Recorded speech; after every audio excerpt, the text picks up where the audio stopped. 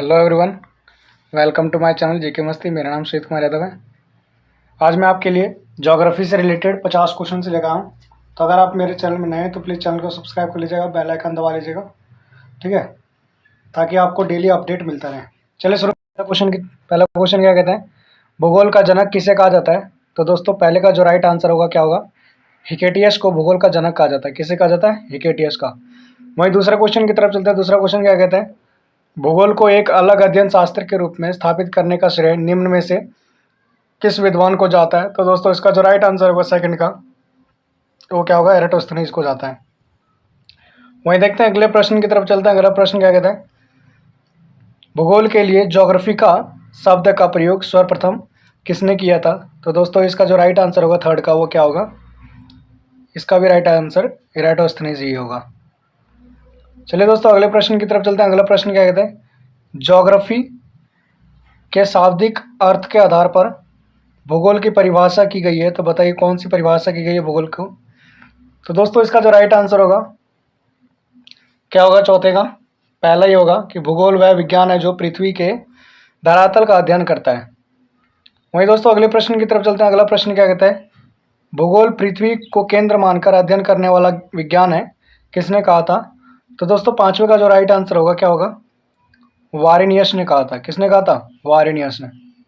चलिए दोस्तों अगले प्रश्न की तरफ चलते हैं। अगला प्रश्न क्या कहता है, अगला प्रश्न कहता है कि भूगोल भूतल का अध्ययन किसने कहा था? कि भूगोल जो है वो भूतल का अध्ययन है। तो दोस्तों छठे का जो राइट आंसर होगा क्या होगा, कांट ने कहा था। ठीक है, एमनुएल कांट ने कहा था। वहीं दोस्तों अगले प्रश्न की तरफ चलते हैं। अगला प्रश्न क्या कहता है, भौगोलिक विचारधारा में नवनियतिवाद का विचारधारा का प्रवर्तक कौन है? तो दोस्तों इसका जो राइट आंसर होगा सेवन का, वो क्या होगा, ग्रिफ्थ टेलर। क्या होगा इसका राइट आंसर? Griffith Taylor.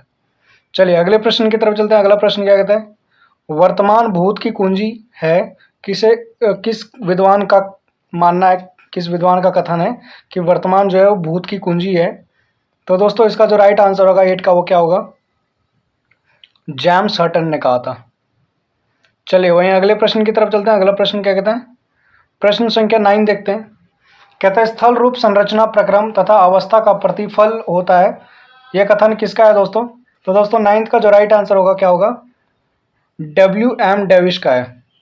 चलिए वहीं अगले प्रश्न की तरफ चलते हैं। अगला, यदि इतिहास कब का वैज्ञानिक अध्ययन प्रस्तुत करता है तो भूगोल कहाँ का वैज्ञानिक एवं तार्किक अध्ययन है? कथन निम्नलिखित में से किस विद्वान का, ये आपको बताना है। तो मैं आपको बता दूं क्वेश्चन क्या है कि यदि इतिहास कब का वैज्ञानिक अध्ययन प्रस्तुत करता है तो वहीं भूगोल कहाँ का वैज्ञानिक तार्किक अध्ययन करता है? तो दोस्तों इसका जो राइट आंसर होगा इस क्वेश्चन का, वो क्या होगा, आप बताइए, कार्ल सावर। चलिए वहीं अगले प्रश्न की तरफ चलते हैं। अगला प्रश्न क्या कहते हैं, भू आकृति विज्ञान का जन्मदाता किसे माना जाता है? तो दोस्तों 11वें का जो राइट आंसर होगा क्या होगा, पेशेल को माना जाता है। किसको? पेशेल को। चलिए वहीं 12वें की तरफ चलते हैं। 12वां क्या कहता है, रुको और जाओ नियतिवाद, स्टॉप एंड गो डिटर्मिनिज्म का विचारधारा जो है वो किसके द्वारा प्रतिपादित किया गया है? तो दोस्तों 12वें का जो राइट आंसर होगा क्या होगा बताइए, ग्रिफ्थ टेलर के द्वारा। किसके द्वारा? ग्रिफ्थ टेलर के द्वारा। चलिए वहीं अगले प्रश्न की तरफ चलते हैं। प्रश्न संख्या 13 क्या कहता है, भूगोल को मानव परिस्थितिकी, क्या कहता है, भूगोल को मानव परिस्थितिकी के रूप में परिभाषित करने वाला विद्वान कौन है? तो दोस्तों 13 का जो राइट आंसर होगा क्या होगा बताइए, H बैराज होगा। ठीक है, वहीं अगले प्रश्न की तरफ चलते हैं। अगला प्रश्न क्या कहता है कि गणितज्ञ भूगोल का प्रारंभकर्ता निम्न में से कौन है? तो दोस्तों इसका जो राइट आंसर होगा 14 का, वो क्या होगा आपका, थेल्स होगा। क्या होगा? थेल्स। चलिए दोस्तों अगले प्रश्न की तरफ चलते हैं। अगला प्रश्न क्या कहता है, चूंकि मानव पृथ्वी पर निवास करता है अतः पृथ्वी पर निर्भर है, कथन किसका है दोस्तों? तो दोस्तों 15वें का जो राइट आंसर होगा क्या होगा, जीन ब्रूस। किसका है? जीन ब्रूस का। चलिए वहीं अगले प्रश्न की तरफ चलते हैं। क्षेत्रीय भूगोल, रीजनल ज्योग्राफी का पिता निम्न में से किस भूगोलवेत्ता को कहा जाता है? तो दोस्तों इसका जो राइट आंसर होगा 16 का, वो क्या होगा, कार्ल रिटर। क्या होगा? Carl Ritter. चलिए नेक्स्ट क्वेश्चन की तरफ चलते हैं। नेक्स्ट क्वेश्चन क्या कहता है, मानव भूगोल का संस्थापक निम्न में से किसे कहा जाता है? तो दोस्तों इसका जो राइट आंसर होगा 17 का, वो क्या होगा, कार्ल रिटर को ही कहा जाता है। चलिए वहीं अगले प्रश्न की तरफ चलते हैं। अगला प्रश्न क्या कहता है, मानव भूगोल अस्थायी पृथ्वी एवं चंचल मानव के परिवर्तनशील संबंधों का अध्ययन है। कथन किसका है दोस्तों? तो दोस्तों 18 का जो राइट आंसर होगा वो क्या होगा आपका? कुमार शैम्पूल का है। ठीक है, किसका? कुमार शैम्पूल। चलिए अगले क्वेश्चन, सौर प्रणाली की खोज किसने की थी? क्या क्वेश्चन है? सौर प्रणाली की खोज किसने की थी? तो दोस्तों इसका जो राइट आंसर होगा वो क्या होगा बताइए आप लोग? सौर प्रणाली की खोज करने वाला कौन था? कोपरनिक्स। कौन था? कोपरनिक्स। चलिए वहीं अगले प्रश्न की तरफ चलते हैं। अगला प्रश्न क्या कहता है? सूर्य के चारों ओर घूमने वाले खगोलीय पिंड क्या कहलाते हैं? तो दोस्तों सेकंड का जो राइट आंसर होगा क्या होगा बताइए?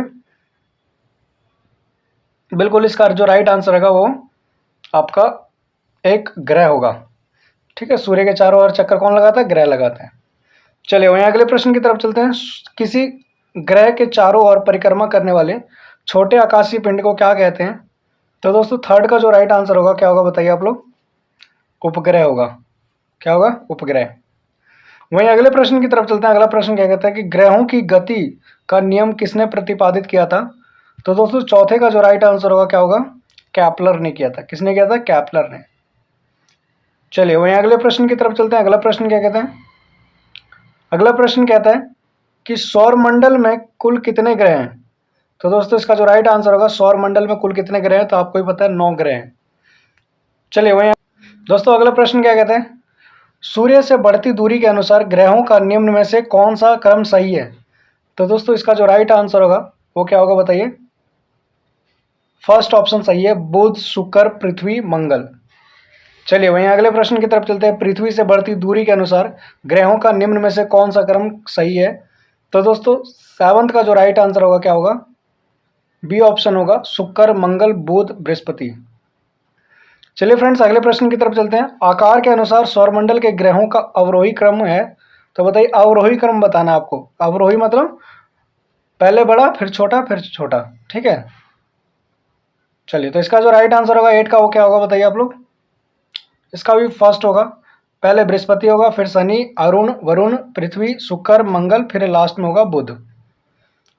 ठीक है, वही दोस्तों अगले प्रश्न की तरफ चलते हैं। अगला प्रश्न क्या कहता है? प्रश्न संख्या 9 देखिए, कहता है निम्नलिखित में से कौन सौरमंडल का भाग नहीं है? तो बताना आपको इसमें से सौरमंडल का भाग कौन सा नहीं है। तो दोस्तों 9th का जो राइट आंसर होगा क्या होगा आपका? निहारिका। निहारिका जो है वो सौरमंडल का भाग नहीं है। अच्छा यहाँ देख सकते हैं ये बीपीएससी में आया हुआ क्वेश्चन है। ठीक है, तो आप यहाँ से देख रहे होंगे कि लगभग इसमें क्वेश्चन जो कराए जा रहे हैं इस PYQ में आया हुआ क्वेश्चन है। ठीक है, चलिए वहीं अगले प्रश्न की तरफ चलते हैं। अगला प्रश्न क्या कहता है? सूर्य के चारों ओर चक्कर लगाते ग्रह का वेग क्या होता है? तो दोस्तों इसका जो राइट आंसर होगा 10वें का वो क्या होगा बताइए? अधिकतम होता है जब सूर्य के समीप होता है। ठीक है, चलिए प्रश्न संख्या 11 की तरफ चलते हैं। ये आपका बीपीएससी 2001 में आया हुआ है। अंतरिक्ष में कुल कितने तारामंडल हैं? तो दोस्तों 11 का जो राइट आंसर होगा क्या होगा? अंतरिक्ष में कुल कितने तारामंडल हैं? 89 तारामंडल है। वहीं अगले प्रश्न की तरफ चलते हैं। अगला प्रश्न क्या कहता है? निकस ओलंपिया कोलंपस पर्वत किस ग्रह पर स्थित है? तो दोस्तों इसका जो राइट आंसर होगा 12 का वो क्या होगा? मंगल ग्रह पर। किस पे? मंगल ग्रह पे है। चलिए वहीं अगले प्रश्न की तरफ चलते हैं। अगला प्रश्न क्या कहता है? अगला प्रश्न कहता है कि पार्थिव ग्रह की संख्या कुल कितनी है? तो दोस्तों 13 का जो राइट आंसर होगा क्या होगा? पार्थिव ग्रह की संख्या टोटल कितनी है? 4 है। चलिए नेक्स्ट क्वेश्चन देखते हैं। निम्नलिखित में से कौन सा एक पार्थिव ग्रह नहीं है? तो बताना आपको पार्थिव ग्रह कौन सा नहीं है। तो दोस्तों 14 का जो राइट आंसर होगा क्या होगा? शनि जो है वो पार्थिव ग्रह नहीं है। क्वेश्चन नंबर 15 क्या कहते हैं? बाह्य ग्रह या बृहस्पति सदृश ग्रह की संख्या कितनी है? तो दोस्तों 15 का जो राइट आंसर होगा क्या होगा बताइए आप लोग? तो 15 का जो राइट आंसर होगा वो आपका 4 होगा। ठीक है, तो बाह्य ग्रह में आपके बृहस्पति सदृश ग्रह की संख्या कितनी है? 4 है। ठीक है, चलिए वहीं अगले प्रश्न की तरफ चलते हैं। अगला प्रश्न क्या कहता है? बृहस्पति सदृश ग्रहों में सम्मिलित नहीं है। तो बताइए कौन सा बृहस्पति सदृश ग्रहों में कौन सम्मिलित नहीं है? ठीक है, जिसे बृहस्पति या बाह्य ग्रह भी कहते हैं। तो दोस्तों 16 का जो राइट आंसर होगा क्या होगा बताइए आप लोग? उसका राइट आंसर मंगल होगा।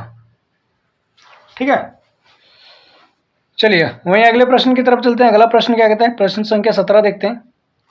कहता है निम्नलिखित में से कौन दो ग्रह को छोड़कर शेष सभी ग्रह सूर्य के चारों ओर वामावर्त घूमते हैं? तो दोस्तों 17 का जो राइट आंसर होगा क्या होगा बताइए? शुक्र और वरुण को छोड़कर। वहीं अगले प्रश्न की तरफ चलते हैं। अगला प्रश्न क्या कहता है कि सौरमंडल का जन्मदाता किसे कहा जाता है? तो दोस्तों 18 का जो राइट आंसर होगा क्या होगा बताइए? सूर्य को सौरमंडल का जन्मदाता कहा जाता है। चलिए अगले प्रश्न की तरफ चलते हैं। अगला प्रश्न इंपॉर्टेंट प्रश्न है। ब्रह्मांड में विस्फोट तारा कहलाता है, तो ब्रह्मांड में जो विस्फोट तारा है दोस्तों वो क्या कहलाता है? तो दोस्तों इसका जो राइट आंसर होगा क्या होगा? ब्रह्मांड में जो विस्फोट तारा है वो आपका एक अभिनव तारा कहलाता है। आरआरबी 2005 का पूछा हुआ क्वेश्चन है। चलिए अगले प्रश्न की तरफ चलते हैं। अगला प्रश्न क्या कहते हैं? वैज्ञानिक जिन्होंने सर्वप्रथम खोज की पृथ्वी सूर्य के चारों ओर घूमती है, उस वैज्ञानिक का नाम बताना आपको, तो क्या होगा इसका राइट आंसर? कोपरनिक्स। क्या होगा? कोपरनिक्स। वहीं दोस्तों अगले प्रश्न की तरफ चलते हैं। निम्नलिखित में से कौन सा ग्रह नहीं है जिसे प्राचीन भारतीय ग्रह मानते थे? तो बताइए इसमें से कौन सा ग्रह नहीं है? तो दोस्तों इसका जो राइट आंसर होगा वो क्या होगा? सूर्य होगा। ठीक है, तो सूर्य क्या है? ग्रह नहीं है जिसे प्राचीन भारत में ग्रह मानते थे। ठीक है, चलिए अगले प्रश्न की तरफ चलते हैं। अगला प्रश्न क्या कहते हैं? सूर्य के संगठन में सहायक गैस कौन सा है? तो दोस्तों 22 का जो राइट आंसर होगा क्या होगा आपका? हाइड्रोजन और हीलियम। क्या होगा? हाइड्रोजन और हीलियम। चलिए अगले प्रश्न की तरफ चलते हैं। अगला प्रश्न क्या कहते हैं? सूर्य के मध्य भाग को क्या कहा जाता है? तो दोस्तों 23 का जो राइट आंसर होगा क्या होगा? सूर्य के मध्य भाग को प्रकाश मंडल कहा जाता है। क्या कहा जाता है? प्रकाश मंडल। वहीं दोस्तों अगले प्रश्न कहते हैं कि सूर्य के ऊपर के भाग को क्या कहा जाता है? तो इसका राइट आंसर बताना आपको क्या होगा? तो इसका जो राइट आंसर होगा क्या होगा? सूर्य के ऊपर भाग को क्या कहा जाता है? तो वर्णमंडल कहा जाता है। क्या कहा जाता है? वर्णमंडल।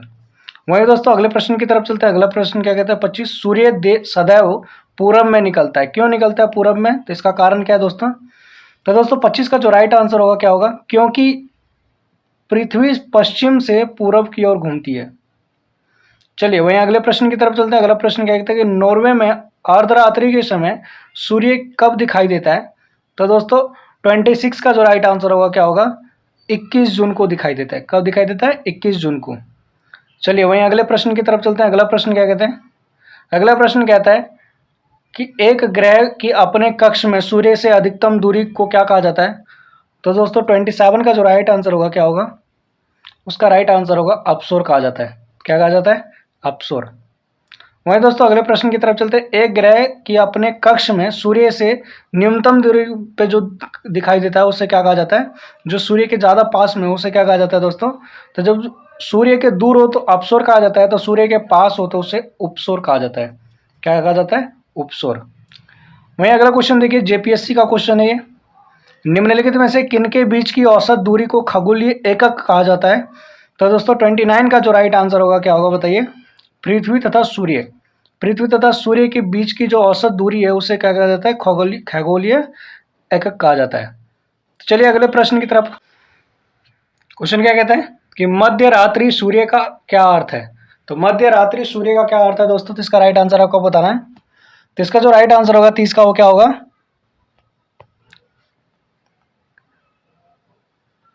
सूर्य का ध्रुवीय वृत्त में देर तक चमकना, यही मध्य रात्रि सूर्य का अर्थ है। यह एसएससी 2011 का क्वेश्चन है दोस्तों। चलिए अगले प्रश्न की तरफ चलते हैं। अगला प्रश्न क्या कहता है? मध्य रात्रि का सूर्य किसे किस क्षेत्र में दिखाई देता है?